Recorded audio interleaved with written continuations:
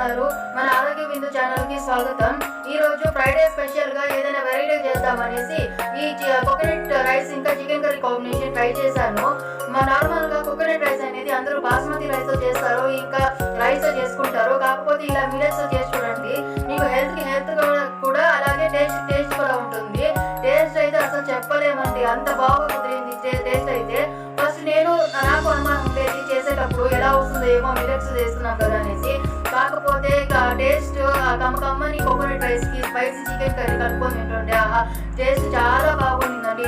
నేను చెప్పే కాదు, మీరే ఒకసారి ట్రై చేసి చూడండి. ఈ ఫుల్ వీడియో వచ్చేసి నేను బయోలో లింక్ ఇస్తున్నాను, మీరు ఒకసారి చూసి ట్రై చేయండి.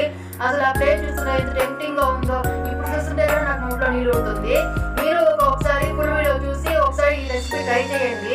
ప్లీజ్ మన ఛానల్ సబ్స్క్రైబ్ చేసుకోండి, లైక్ చేయండి. Thank you. Please support our channel.